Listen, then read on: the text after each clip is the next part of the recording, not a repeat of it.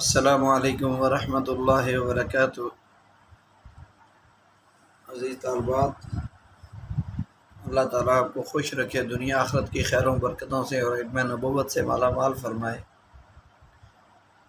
امید ہے کہ گزشتہ سبق یعنی سبق نمبر 9 کو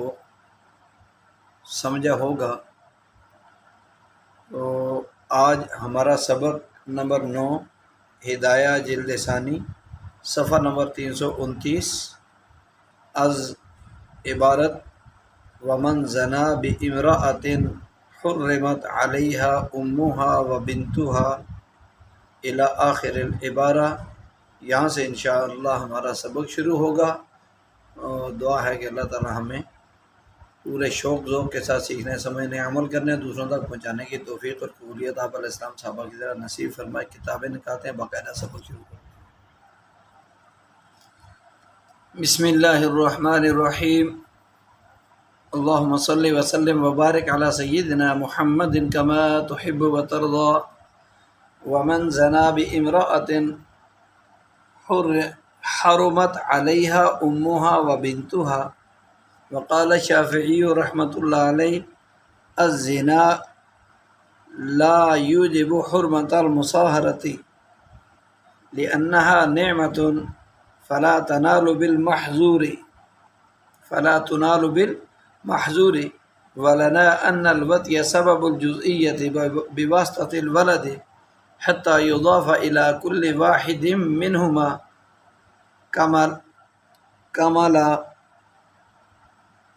کملا فيصير اصولها وفروعها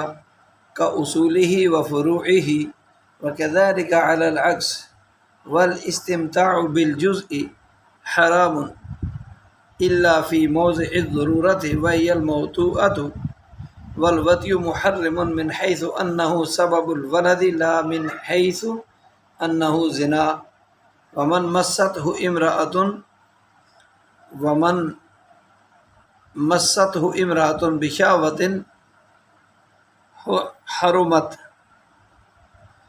حرمت عليه أمها وابنتها، وقال الشافعي رحمة الله عليه لا تحرم، وعلى هذا الخلاف مسه امرأة بشهوة ونظره إلى فرجها ونظرها إلى ذكره عن شهوة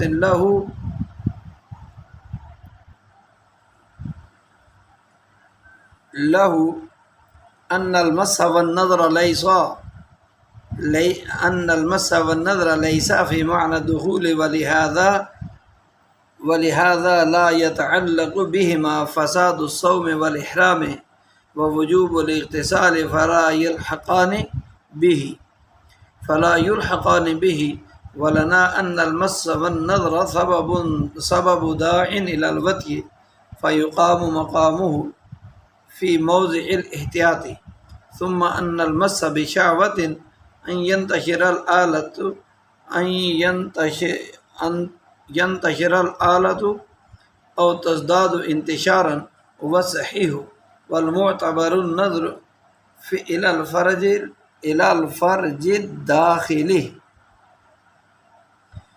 الفرج الداخلي، ولا يتحقق ذلك إلا عند اتقائهما، ولو مس فأنزل فقد قيل أنه يوجب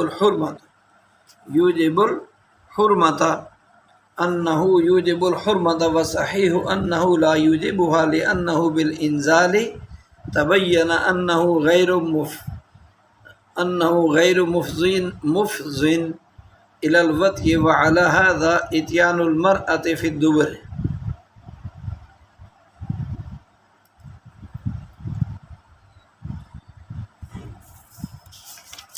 جی اگر ومن زنا بامرأۃ،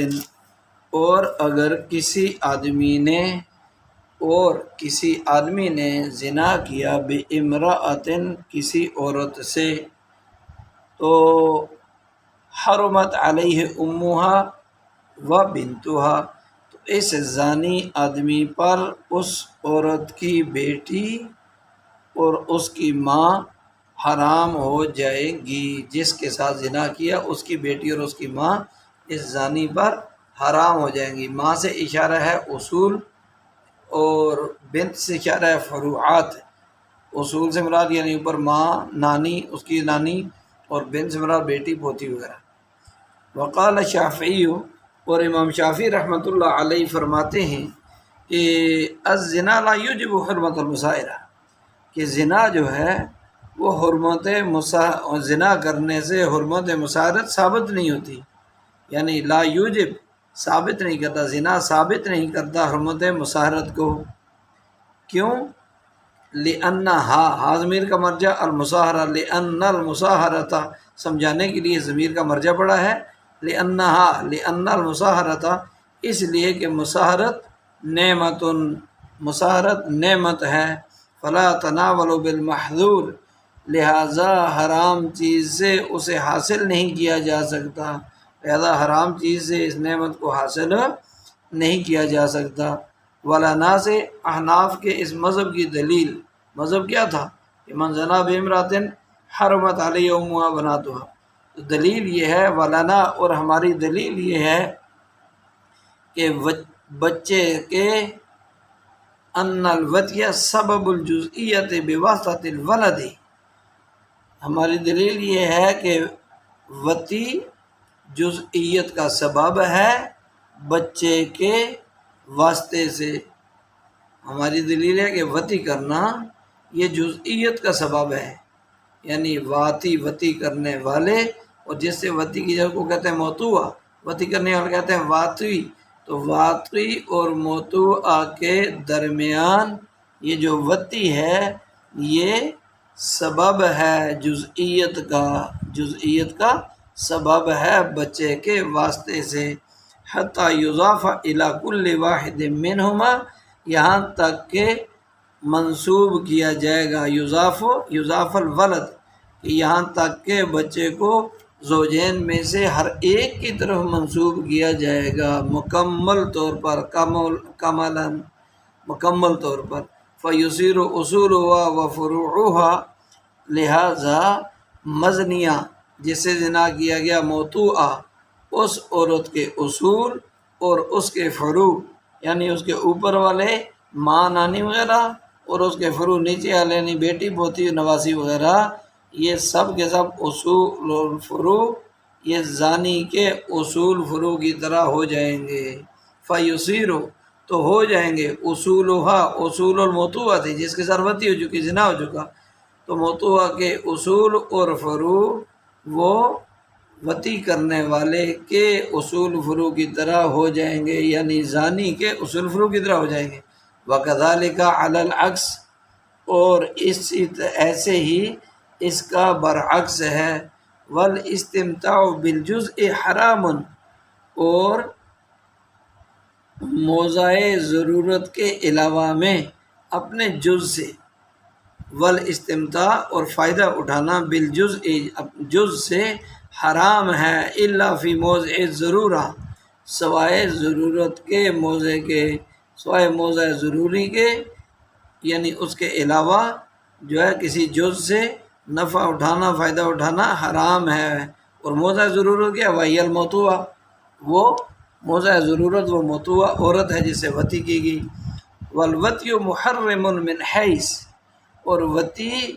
محرم ہے، حرام کرنے والی ہے، من حیث اس حیثیت سے، انہ سبب الولد، کہ وطی تو بچے کا سبب ہے، یعنی میاں بیوی کے درمیان جب صحبت ہوگی تو وہ بچے کے آنے کا سبب ہے، لا من حیث انہ زنا، اور یہ جو وطی محرم ہے یہ بچے کے آنے کا سبب ہونے کی وجہ سے محرم ہے، اس وجہ سے نہیں کہ وہ زنا ہے۔ زنا کہلانے کی وجہ سے وطی جو ہے وہ محرم نہیں ہے، بلکہ بچے کا سبب بننے کی وجہ سے یہ محرم ہے۔ فی الحال یہاں تک اس عبارت کا مطلب سمجھ لیتے ہیں، تشریح پھر اس کے بعد آگے پڑھتے ہیں انشاءاللہ تعالی۔ عبارت کا خلاصہ یہ ہے کہ اگر کسی آدمی نے کسی عورت سے زنا کر لیا تو اب اس سے حرمت مصاہرت ثابت ہوگی، یا نہیں، اور اس مزنیہ زانی زنا کرنے والا، مزنیہ جس سے زنا کیا جائے۔ تو اب یہ زانیہ کے اصول اور فروع زانی پر اور زانی کے اصول و فروع مزنیہ پر حرام ہوں گے یا نہیں، دو مسئلے آگے۔ ایک یہ کہ اگر کسی آدمی نے کسی عورت سے زنا کیا تو اس عورت سے حرمت مسارت ثابت ہوگی یا نہیں، اور دوسرا اس زانی اور زانیہ کے آپس میں ایک دوسرے پر اصول و فروع حرام ہوں گے یا نہیں۔ ان دونوں مسئلوں میں فقہا کا اختلاف ہے۔ احناف کا مسلک تو یہ ہے کہ زنا سے حرمت مصاہرت کا ثبوت ہو جاتا ہے۔ حرمت مصاہرت اصل میں سسرالی رشتے کو کہتے ہیں، مصاہرت دامادی رشتہ، سسرالی رشتہ، ٹھیک ہے، تو یہ حرمت ثابت ہو جاتی ہے۔ اور زانی اور زانیہ جس کو مزنیہ بھی کہا جاتا ہے، دونوں کے اصول اور فروع ایک دوسرے پر حرام ہو جاتے ہیں۔ یہ احناف کا مذہب ہے۔ حنابلہ یعنی امام احمد رحمۃ اللہ علیہ بن حنبل، وہ بھی اسی احناف کے مسلک کے قائل ہیں، اور امام مالک کی ایک روایت بھی یہی ہے، یعنی حنفیہ کے مسلک کی تائید۔ اس کے برخلاف امام شافعی رحمۃ اللہ علیہ کا مسلک یہ ہے کہ زنا سے حرمت مصاہرت یعنی دامادی رشتہ نہیں ثابت ہوتا، حرمت مصاہرت ثابت نہیں ہوگی، اور زانی اور مزنیہ ان کے اصول اور فروع ایک دوسرے کے لیے حرام بھی نہیں ہوں گے، جبکہ امام مالک رحمۃ اللہ علیہ بھی ایک روایت میں اسی مذہب شوافع کے قائل ہیں۔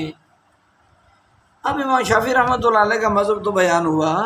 دلیل سنیے۔ دلیل یہ ہے، کیونکہ امام شافعی کا مذہب کیا ہے کہ زنا سے حرمت مصاہرت ثابت نہیں ہوگی، زانی مزنیہ کے اصول فروع ایک دوسرے پر حرام بھی نہیں ہوگی، یہ ان کا مذہب ہے۔ مذہب کی دلیل چاہیے، تو دلیل اللہ تعالیٰ نے قرآن کریم میں اس آیت وَهُوَ الَّذِي خَلَقَ مِنَ الْمَاءِ بَشَرًا فَجَعَلَهُ نَسَبًا وَصِهْرًا، اس آیت کے ذریعے مصاہرت کو محترم اور قابل تعظیم نعمت قرار دیا ہے، اور زنا فعل حرام ہے، لہٰذا ایک حرام کام کے ذریعے نعمت کا حصول نہیں ہو سکتا، اس لیے زنا سے حرمت مصاہرت بھی ثابت نہیں ہوگی، اور جب مصاہرت ثابت نہیں ہوگی تو زانی اور مزنیہ کے اصول اور فروع ایک دوسرے کے لیے حرام بھی نہیں ہوں گے، ایک دوسرے پر حرام بھی نہیں ہوں گے۔ اور آگے لنا سے احناف اپنے مذہب کی دلیل دے رہے ہیں۔ احناف کا مذہب آپ نے سنا، احناف کا مذہب کیا ہے کہ زنا سے حرمت مصاہرت کا ثبوت بھی ہو جاتا ہے، اور زانی اور مزنیہ دونوں کے اصول اور فروع یہ بھی ایک دوسرے پر حرام ہو جاتے ہیں۔ یہ تو مذہب بیان ہوا احناف کا۔ اب دلیل کیا ہے؟ دلیل یہ ہے کہ زنا کے باب میں حرمت کے حوالے سے الولد یعنی بچہ، لڑکا اصل ہے، اس لیے کہ اسی لڑکے کے ذریعے تو زانی اور مزنیہ کا وطی کرنا ان دونوں کے مابین جزئیت اور بعضیت کا سبب بنتا ہے۔ کیا مطلب جزئیت سے جو بعضیت کا؟ جز کہتے ہیں بعض کو، بعضیت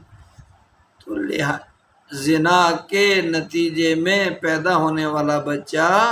زانی اور زانیہ میں سے ہر ایک کی طرف کامل طور پر منسوب ہو کر فلاں کا بیٹا یا فلانی عورت کا بیٹا کہلاتا ہے۔ یہ ہے زانی اور زانیہ کا وطی کرنا ان دونوں کے مابین جزئیت بعضیت کا سبب بنتا ہے۔ تو اگر وہ لڑکا پیدا ہونے والا مذکر ہو تو موتوا کی ماں یعنی جس زانیہ عورت سے یہ پیدا ہوا وہ موتوا کہلائی، وطی کی گئی، تو اس کی ماں، اس کی بیٹی اس لڑکے پر حرام ہوتی ہیں، یہ لڑکا کبھی بھی ان سے نکاح نہیں کر سکتا۔ ایسے ہی اگر وہ پیدا ہونے والا لڑکا نہیں بلکہ لڑکی ہے، مؤنث ہے، تو اس لڑکی پر واطی یعنی زانی آدمی کا بیٹا اور زانی کا باپ، زانی کا بیٹا اس کا فروع آ گیا، بیٹا پوتا، اور اصول اس کا باپ دادا آ گئے، تو اصول اور فروع یعنی باپ بیٹا دونوں حرام ہوں گے۔ تو جس طرح ولد زانی اور مزنیہ کے مابین جزئیت اور بعضیت کا سبب ہے، جو لڑکا پیدا ہوا نا تو اس لڑکے کا زانی اور زانیہ کے درمیان جزئیت اور بعضیت کا سبب ہے، اسی طرح ان کے اصول و فروع کے مابین بھی جزئیت اور بعضیت کا سبب ہوگا۔ اور زانی کے اصول فروع جس طرح اس ولد پر حرام ہے اس لڑکے پر، اسی طرح مزنیہ عورت پر بھی حرام ہوں گے، اور مزنیہ عورت جس کے ساتھ زنا کیا گیا اس کے اصول و فروع جس طرح اس ولد اس لڑکے پر حرام ہوں گے، اسی طرح زانی آدمی پر بھی حرام ہوں گے۔ کیوں کہ ولد جو پیدا ہونے والا لڑکا، اس نے تو ان سب کے مابین جزئیت اور بعضیت کی تخم ریزی کر دی، بیج لگا دیا، اور انسان کے لیے اپنے جز سے فائدہ اٹھانا حرام ہے، اپنے جز سے فائدہ اٹھانا حرام ہے، چونکہ یہ لڑکا یا لڑکی جو پیدا ہوا یہ انہی کے جسم کا جز ہے، انہی کا ہے، لہذا اس کو کہیں گے۔ آگے کیا ہے یہ ہم نے جو ہے وہ پڑھ لیا جی۔ تو آگے یہ فرمایا کہ الا فی موضع الضرورت وہی الموتوہ، یہ ہی الموتوہ تو موضع ضرورہ کی شرح بتائی ہے کہ موضع ضرورت کی جگہ سے کیا مراد ہے، وہ موتوہ ہے جس کے ساتھ زنا کیا گیا۔ یہاں سے ایک اعتراض کا جواب دینا چاہتے ہیں، الا فی موضع الضرورت، اعتراض یہ ہے کہ جس طرح علاقہ جزئیت کی وجہ سے زانی اور زانیہ کے اصول فروع ایک دوسرے پر حرام ہیں، کیونکہ یہ دونوں لڑکے کے وجود کا سبب ہے نا، زانی اور زانیہ، تو یہ آپس میں جزئیت اور بعضیت کا تعلق پایا گیا نا، کہ ایک کا جز دوسرے کے ساتھ جو ہے وہ اس کی تعلق کی وجہ سے تو یہ بچہ وجود میں آ رہا ہے۔ تو لہذا جس طرح علاقہ جزئیت کی وجہ سے یعنی زانی زانیہ کے درمیان جزئیت بعضیت کا تعلق ہونے کی وجہ سے، سبب ہونے کی وجہ سے زانی اور مزنیہ کے اصول اور فروع ایک دوسرے پر حرام ہیں، ایسے ہی زانی پر وہ موتوہ اور مزنیہ بھی حرام ہونی چاہیے، کیونکہ وہ تو اصل جز ہے، وہ موتوہ اور مزنیہ بھی حرام ہونی چاہیے کیونکہ اصل جز تو وہ ہے اس لڑکے کا، اور حقیقی جزئیت تو اسی میں ثابت ہے، حالانکہ ایسا ہوتا نہیں ہے کہ یہ حرام نہیں ہوتی۔ تو مصنف رحمۃ اللہ علیہ اس کا جواب دے رہے ہیں، فرماتے ہیں کہ علاقہ جزئیت کے پیش نظر تو موتوہ کو اصول اور فروع سے پہلے حرام ہونا چاہیے۔ اگر جزئیت کے تعلق کو دیکھیں کہ یہ لڑکا اس باندی کے جسم کا جز ہے، اپنے باپ کے جسم کا باز ہے، جز ہے، لیکن بر بنا ضرورت یعنی ضرورت کی بنا پر اسے حرمت سے مستثنا کر کے اس میں حلت کو ثابت کر دیا، یعنی یہ باندی تو ایک دوسرے کے لیے حلال ہے، مرد اور باندی، لیکن بچے اور بڑے وہ حلال نہیں ہیں، فروع اصول، اور آپس میں زانی اور مزنیہ کے نکاح کی اجازت دی گئی ہے، یہ بر بنا ضرورت ہے، ضرورت کی بنا پر استثناء کیا، ورنہ تو نکاح کا مقصد حقیقی توالد و تناسل ہی فوت ہو جائے گا، توالد یعنی بچے پیدا کرنا، نسل چلانا، یہ فوت ہو جائے گا، مقصد شادی کا مقصد تو یہ ہے۔ لہذا جب یہاں زانی کے لیے مزنیہ سے نکاح جو ہے وہ نکاح کے حلال ہونے پر ضرورت کی بنا پر ثابت ہے، تو اس کو لے کر اعتراض کرنا بھی درست نہیں ہے، دوبارہ سمجھیں۔ لہذا جب یہاں زانی کے لیے، زنا کرنے والے کے لیے، زانیہ عورت جس کے ساتھ نکاح کیا تھا، نکاح کی حلت ضرورت کی بنا پر ہے، کیونکہ یہاں اب اس سے نکاح کرنا اس بندے کی ضرورت ہے جس نے اس کے ساتھ زنا کیا، تو اس کو لے کر اعتراض کرنا بھی درست نہیں۔ اور یہ بالکل ایسے ہی ہے جیسے حضرت آدم علیہ السلام پر امت کی جملہ بنات حرام تھی، تمام بیٹیاں حرام تھیں، حوا علیہ السلام بھی بنات کی فہرست میں شامل تھی، مگر ضرورت توالد و تناسل یعنی نسل کو آگے بڑھانے اور بچوں کو پیدا کرنے کے پیش نظر ان کو مستثنا قرار دے دیا گیا۔ والوطی محرم من حیث انہ سبب الولد، یہاں سے بتانا چاہتے ہیں کہ امام شافعی رحمۃ اللہ علیہ نے یہ والوطی محرم، یہاں سے بتانا چاہتے ہیں کہ امام شافعی رحمۃ اللہ علیہ نے زنا اور وطی کو حرام قرار دیا ہے۔ انہوں نے فرمایا کہ اس سے تو نعمت مسارت کے عدم حصول پر استدلال کیا انہوں نے۔ صاحب ہدایہ امام شافعی کے دلیل کا جواب دیتے ہوئے فرماتے ہیں کہ آپ جو فرما رہے ہیں بات درست ہے کہ حرام چیز سے کسی حلال نعمت کا حصول نہیں ہو سکتا، مگر بات یہ ہے کہ یہاں پر کیا واقعی حرام چیز سے نعمت کا حصول ہو رہا ہے؟ ہمیں تو ایسا نہیں لگ رہا، ہمیں تو ایسا نہیں لگتا، اس لیے کہ جب زانی اور مزنیہ کے مابین علت جزئیت ولد ہے، ان کے جز ہونے کی وجہ کیا ہے؟ ولد ہے۔ بھائی ان کے زنا کرنے کا وجود لڑکا آ گیا، ولد، ٹھیک ہے، تو ظاہر ہے کہ وہ ولد ہی حرمت مسارت کا سبب ہوگا، زنا اور وطی سے اس کا کوئی تعلق نہیں، اور بذات خود لڑکا معصوم اور بے قصور ہے، اس لیے اس لڑکے پر حرام کا فتویٰ ہونے سے رہا، کیونکہ زانی اور مزنیہ زانیہ عورت ان کے فعل میں اس بچے کا تو کوئی دخل نہیں ہے نا، اس نے تو ان کو دعوت نہیں دی تھی، ورنہ تو وہ کرے کوئی اور بھرے کوئی والا مستحق یہ بچہ بن جائے گا۔ خلاصہ یہ نکلا کہ یہاں وطی سبب ولد ہے، یعنی لڑکے کے پیدا ہونے کا سبب ہونے کی وجہ سے محرم ہے، حرام کر دینے والی ہے، نہ کہ زنا ہونے کی وجہ سے، زنا کی وجہ سے نہیں ہے، ٹھیک ہے۔ اور چونکہ اس میں کوئی قباحت بھی نہیں، اس لیے اس سے نعمت مسارت کو حاصل کیا جا سکتا ہے، نعمت مسارت کو حاصل کیا جا سکتا ہے۔ آگے عبارت پڑھتے ہیں،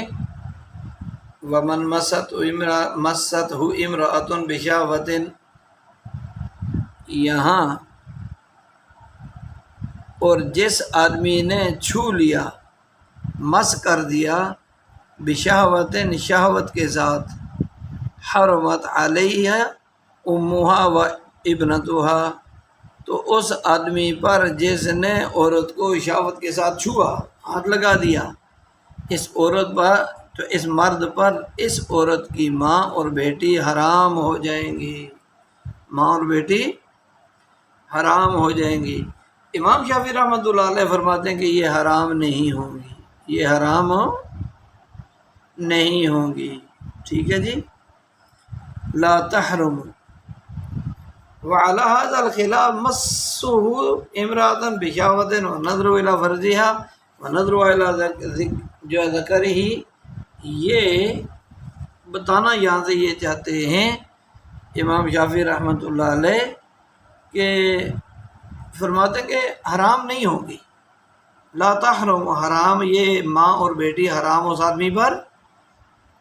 نہیں ہوں گی، اور مرد کا کسی عورت کو شہوت کے ساتھ چھونا، یہ جو ہے وعلی ھذا الخلاف، اسی اختلاف کو سامنے رکھتے ہوئے فرمانے کہ مرد کا کسی عورت کو چھونا شہوت کے ساتھ، ونظرہ، اور مرد کا اس کی شرمگاہ کی طرف دیکھنا، ونظرہا، اور عورت کا اس مرد کی شرمگاہ کی طرف دیکھنا، مرد کی شرمگاہ جو ہوتی ہے اس کو ذکر کہتے ہیں، اس شرمگاہ کی طرف دیکھنا، عن شہوت، شہوت کے ساتھ، لہو، یعنی شرمگاہ کو دیکھنا اور عورت کا مرد کے ذکر کو دیکھنا شہوت کے ساتھ بھی اسی اختلاف کی بنا پر ہے، اسی اختلاف کی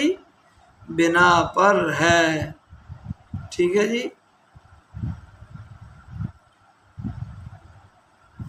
عن شہوت لہ ان المس، آگے بتا رہے ہیں شہوت کی بنا پر ہے. امام شافعی رحمۃ اللہ علیہ کی دلیل یہ ہے کہ مس اور نظر دخول کے معنی میں نہیں ہے. لہو یعنی للشافعی، امام شافعی رحمۃ اللہ علیہ کی دلیل یہ کہ مس یعنی چھونا اور دیکھنا، لیسا، یہ لیسا تثنیہ کا صیغہ ہے، یعنی یہ دو چیزیں مراد ہیں، چھونا اور دیکھنا، یہ دونوں دخول کے معنی میں نہیں ہیں. دخول کے معنی میں مس اور نظر، چھونا اور دیکھنا، یہ دخول کے معنی میں نہیں ہیں. وَلِهَذَا لَا يُتَعَلَّقْ بِهِمَا فَسَادُ الصَّوْمِ وَالْإِحْرَامِ، تو اسی وجہ سے کیا ہے، ان سے روزے اور احرام کا فاسد ہونا اور غسل کا واجب ہونا، ان کے ساتھ اس کا کوئی تعلق نہیں ہے، اس کا کوئی تعلق نہیں ہے. یہاں سے دوبارہ سنیں، امام شافعی رحمۃ اللہ علیہ کی دلیل ہے کہ مس یعنی چھونا، ہاتھ لگانا شہوت کے ساتھ، اور دیکھنا، یہ دونوں دخول کے معنی میں نہیں ہے. لہذا لا یتعلق بما فساد الصوم، لہذا ان دونوں کام کرنے کی وجہ سے، یعنی کسی عورت کی طرف دیکھ لیا یا چھو لیا، ان کی وجہ سے روزے اور احرام کا جو ہے وہ فساد اور غسل کا وجوب لازم نہیں آتا، فساد لازم نہیں آتا. وہ وجوب الاغتسال اور غسل کا واجب ہونا، یہ تین چیزیں ہیں، فساد الصوم والاحرام و وجوب الاغتسال فلا یلحقان بہ، تو یہ لاحق نہیں کیا جائے گا، ان سے روزے اور احرام کا فساد اور غسل کا وجوب متعلق نہیں ہے، ان مسائل سے متعلق نہیں ہے، اس لیے انہیں دخول کے ساتھ لاحق نہیں کیا جائے گا، یعنی ملایا نہیں جائے گا، شمار نہیں کیا جائے گا. ولنا، یہاں سے ہماری دلیل دے رہے ہیں حنفیہ کا مذہب بیان ہو گیا اوپر، یہ یہاں تک آپ نے سمجھ لیا. یہاں سے اس کی دلیل سمجھیے. ہماری دلیل یہ ہے کہ ان المس والنظر، کہ ہماری دلیل ہے کہ مس اور نظر سبب، دو ایسے سبب ہیں. مس اور نظر کیا ہے؟ مس اور نظر سبب داعٍ الی الوطی، وطی کی طرف بلانے کا سبب ہیں. مس اور نظر ایسے اسباب ہیں جو وطی کی طرف داعی ہیں، بلانے والے ہیں. داعٍ الی الوطی فیقام مقام فی موضع الاحتیاط، تو لہٰذا موضع احتیاط میں، احتیاط کے مقام پر ان کو وطی کے قائم مقام کر لیا جائے گا. کس کو؟ مس اور نظر یعنی دیکھنے کو وطی کے قائم مقام کر لیا جاوے گا. اگلا جو ہے پھر ثم ان المس بشہوۃ ان ینتشر الاعلیٰ، پھر شہوت، مس بشہوت، شہوت کے ساتھ چھونا، یاد لگانا، وہ یہ ہے کہ ینتشر الاعلیٰ، کہ وہ اعلیٰ منتشر ہو جائے. کیا مطلب؟ یعنی مرد کی شرمگاہ کو انتشار آ جائے، اس کا ڈھیلا پن ختم ہو جائے. ٹھیک ہے جی. وتزداد انتشارا، اور انتشار اعلیٰ میں، ذکر میں، مرد کی شرمگاہ چھوٹی کو ذکر کہتے ہیں، تو انتشار اعلیٰ میں اضافہ ہو جائے، یہ صحیح ہے. مس شہوت یہ ہے، یعنی مس بالشہوت، شہوت کے ساتھ کسی عورت کو چھو لینا، ہاتھ لگا لینا، تو بوسہ جو ہے یہ ینتشر الاعلیٰ، اعلیٰ کو کیا کر دیتا ہے؟ منتشر کر دیتا ہے. کیا مطلب؟ یعنی وہ جو ہے وہ بالکل وہ کیا نام ہے، اس کے اندر سے ڈھیلا پن ختم ہو جاتا ہے. یہی صحیح ہے. وتزداد انتشار، اور پھر انتشار کو، اور کیا ہوگا؟ انتشار اعلیٰ کے انتشار میں، ذکر کے انتشار میں تزداد اضافہ کیا جائے گا، ہوس صحیح. تو یہی صحیح ہے، یہی صحیح ہے. یعنی اور فرج داخل کی طرف دیکھنا معتبر ہے، فرج داخل کی طرف دیکھنا معتبر ہے، یعنی عورت کی شرمگاہ کے اندر کی جانب، اندرونی حصے کو دیکھنا جو ہے وہ کیا ہے، وہ درست ہے، معتبر ہے، اس کا اعتبار کیا جائے گا۔ والمعتبر النظر الی الفرج الداخل، یعنی اور معتبر وہ دیکھنا ہے فرج کے داخلی جانب، یعنی شرمگاہ کے اندر کی طرف دیکھنا ہوگا، جو جگہ محل عدم زوال البکارت ہے، باکرا پن یعنی کنوارا پن جو ہے وہ زائل نہ ہونے کی وجہ سے، زائل نہ ہونے کی وجہ سے، کہ ابھی تک اس کا کنوارا پن باقی ہے۔ وَلَا يَتَحَقَّقُ ذَلِكَ عِنْدَ اتِّقَائِهِمَا، اور یہ یعنی عورت کے ٹیک لگائے ہوئے متحقق ہوئے، ٹیک لگانے کے بغیر متحقق نہیں ہوگا، اور یہ وَلَا يَتَحَقَّقُ،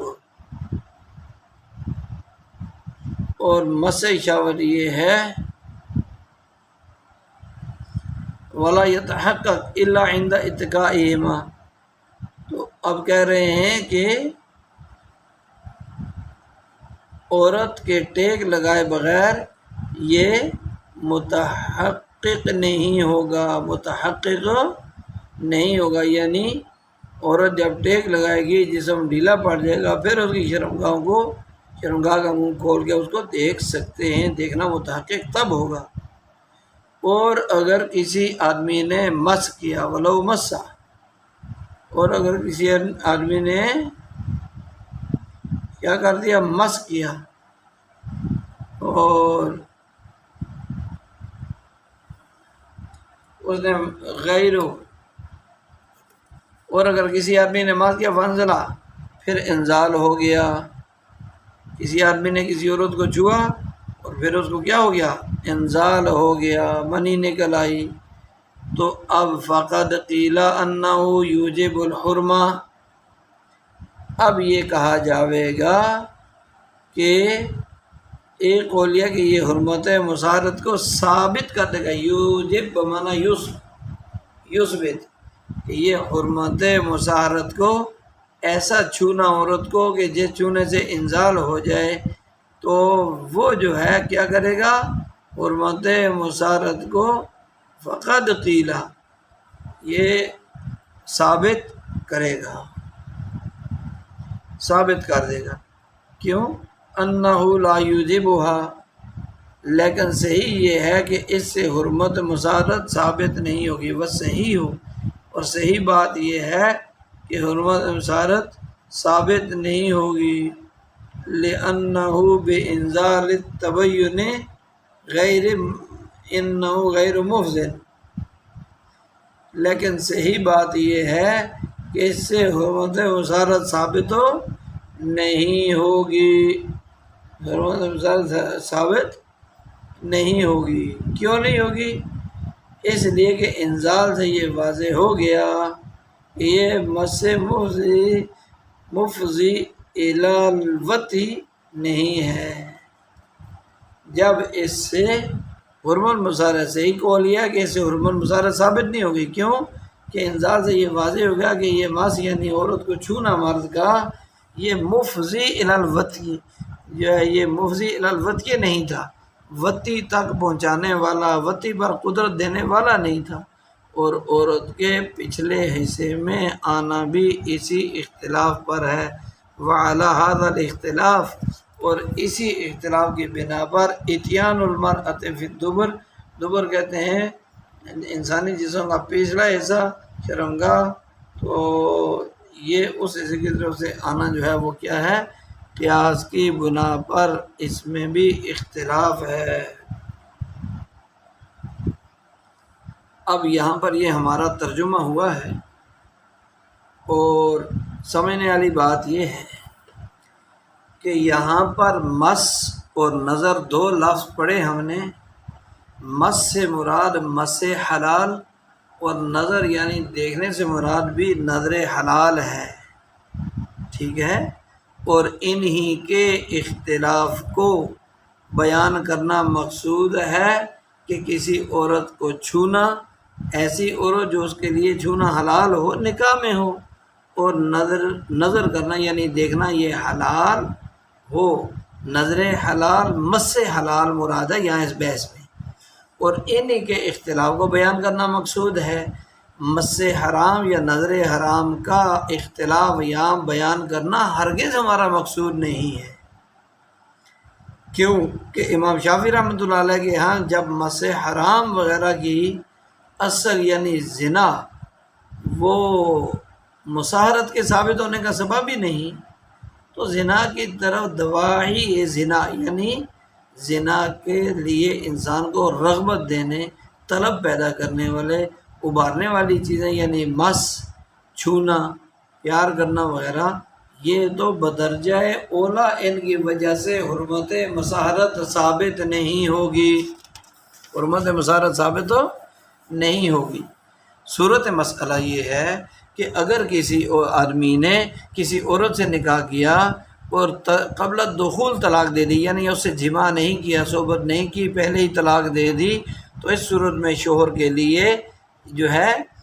بیوی کی ماں حلال ہے۔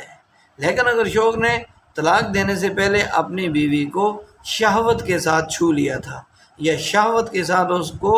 اس کی فرج داخل کو دیکھ لیا تھا، یعنی اس کی شرمگاہ کے اندر کے حصے کو دیکھ لیا تھا، یا بیوی نے شوہر کو شہوت کے ساتھ چھو لیا تھا، کوئی پیار وغیرہ کر لیا تھا، یا اس کی شرمگاہ دیکھ لی تھی شوہر کی، لیکن جب دیکھ لی تھی اس کو دل میں شہوت بھی تھی، جذبہ اور خیال بھی تھا، تو ان تمام مذکورہ صورتوں میں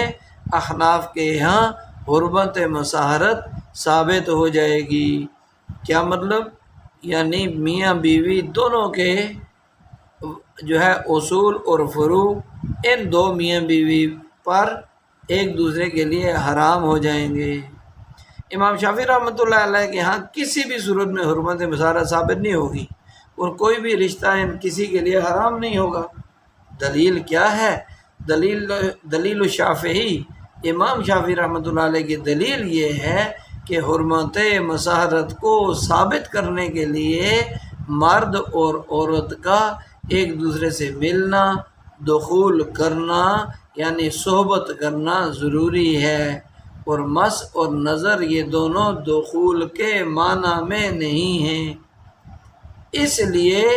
ان کو یعنی مس اور نظر کو چھونا اور دیکھنا، شرمگاہ کو دیکھنا، اس لیے اس مس اور نظر کو دخول کے حکم میں نہیں مانیں گے، کیونکہ ملحق کے لیے ملحق بھی کا ہم معنی ہونا ضروری ہے، اور مس اور نظر وہ تو دخول کے معنی میں ہے ہی نہیں۔ کیوں نہیں ہے؟ اس لیے نہیں کہ روزہ اور احرام، حج کا عمرے کا احرام، یہ دخول سے فاسد ہو جاتے ہیں، اسی طرح دخول سے غسل بھی واجب ہو جاتا ہے۔ اس کے بالمقابل مس یعنی عورت کو چھونا، اس کی شرمگاہ کو دیکھنا، یا عورت مرد کو چھوئے اور اس کی شرمگاہ کو دیکھے، تو اس چھونے اور دیکھنے سے نہ تو روزہ فاسد ہوتا ہے، ٹوٹتا ہے، نہ ہی احرام پر کوئی اثر پڑتا ہے، نہ ہی ایسی حرکتیں کرنے سے غسل واجب ہوتا ہے۔ تو جب مس اور نظر دخول کے معنی میں ہیں ہی نہیں، اور مصاہرت کے ثابت کرنے کے لیے تو دخول ضروری ہے، لہذا ہم ان سے یعنی مس اور نظر چھونے، شہوت کی نگاہ کے ساتھ چھونے ایک دوسرے کو، یا ایک دوسرے کی شرمگاہ کو دیکھنے سے جو ہے وہ کیسے ہم مان لیں کہ حرمت مصاہرت ثابت ہوتی ہے؟ وہ کہتے ہیں نہیں ثابت ہوتی۔ احناف دلیل دے رہے ہیں اپنے مذہب کی کہ جس میں عورت کی شرمگاہ کو دیکھنے کی وجہ سے حرمت مصاہرت کا سبب قرار دیا گیا ہے، عورت کی شرمگاہ کا دیکھنا یہ جو ہے حرمت مصاہرت کا سبب قرار دیا گیا حدیث میں، یہ حدیث ہے۔ چنانچہ امام حضرت ام ہانی رضی اللہ عنہ اس کی راویہ ہیں، روایت کرتی ہیں، من نظر الی فرج امرأۃ حرمت علیہ امہا و بنتہا، کہ جس آدمی نے اپنی بیوی کی شرمگاہ کی طرف شہوت کے ساتھ دیکھ لیا تو اس بیوی کی ماں اور اس کی بیٹی اس مرد پر حرام ہو گئی۔ دوسری دلیل یہ ہے کہ مس اور نظر صرف دخول کے معنی میں ہی نہیں بلکہ وطی اور دخول کی طرف جو ہے وہ پہنچانے والے اور داعی بھی ہیں۔ چھو لیا تو خود بہت وطی کرنے کو دل کرے گا، اور ایسے ہی جو ہے یہ پیار کر لیا اس کی شرمگاہ کو، جب دیکھ لیا تو دیکھ کر بھی پھر وہ صحبت تک نوبت آ جائے گی۔ اس لیے جو ہے وطی اور دخول کی طرف پہنچانے والے ہیں یہ مس اور نظر۔ اور ضابطہ یہ ہے کہ سبب الداعی الی الشیء یقام مقامہ فی موضع الاحتیاط، کہ کسی مفضی الی الشیء سبب کو، یعنی کسی چیز تک، کسی کام تک پہنچانے والے سبب کو احتیاط کی جگہ میں اس شے کے قائم مقام کر دیا جاتا ہے۔ اور صورت مسئلہ میں بھی چونکہ مس اور نظر داعی الی الوطی ہیں، وطی کی طرف بلانے والے، رغبت پیدا، طلب پیدا کرنے والے، اس لیے اس مس اور نظر کو بھی وطی کے قائم مقام مان کر ان پر بھی وطی کا حکم لگائیں گے، اور وطی اور دخول سے حرمت مسارت ثابت ہو جاتی ہے، اس لیے اس مس اور نظر سے بھی حرمت مسارت ثابت ہو جائے گی۔ تو یہ ہمارا سبق ہے۔ آگے یہ ہے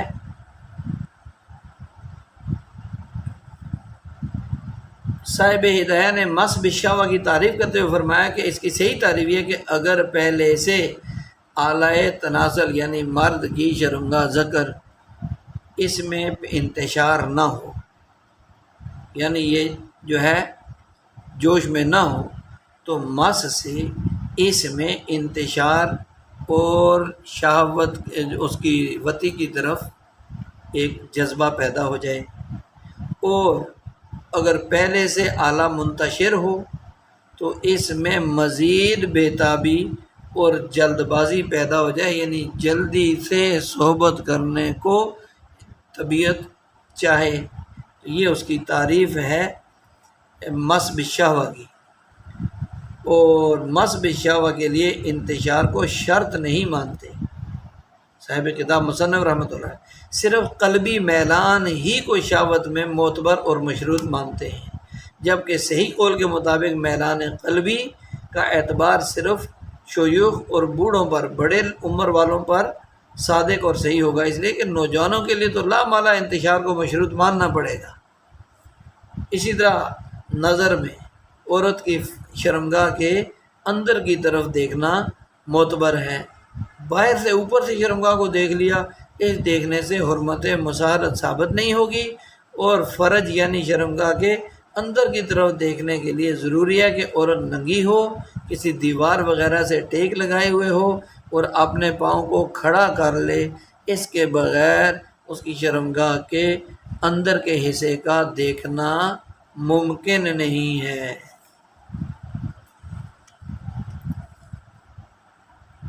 دعا ہے کہ اللہ تعالی ہمیں ان اسباب کو سیکھنے سمجھنے کی توفیق اور قبولیت نصیب فرمائے۔